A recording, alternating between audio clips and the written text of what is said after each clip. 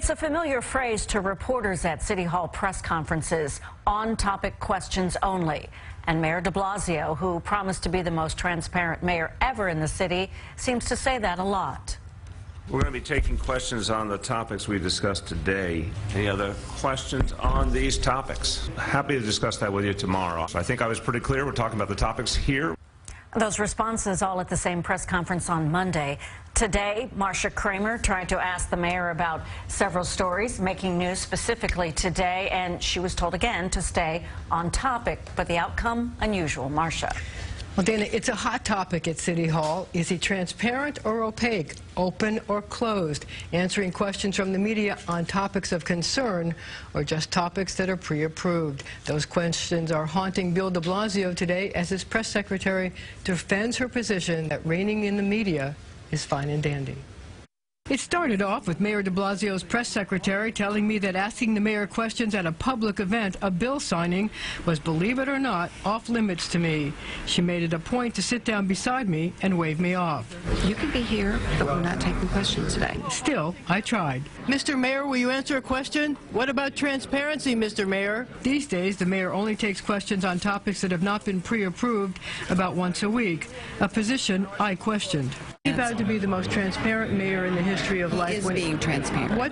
When he takes questions once a week? The definition of transparent is not when a reporter decides he or she wants to ask a question, the mayor must stop and answer that question. That does not equal transparency. It's a topic that so frustrates the reporters assigned to cover the mayor that several joined in. The mayor's press secretary continued her combative style. Well, you had questions. You gave questions yesterday.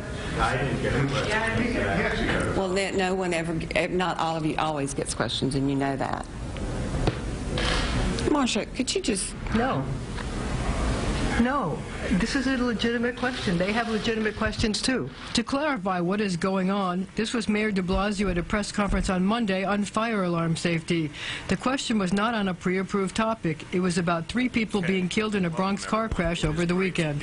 Happy to discuss that with you tomorrow. Iona College professor Jeannie Zano says this attitude is reflected in the mayor's plunging popularity. You look at those polls and you see that the people feel, for a variety of reasons, that the mayor's focus is not on New York City. There's a sense that he is not present, that he is not doing the job they elected him to do. Is he doing any other availability where he's taking general questions this week?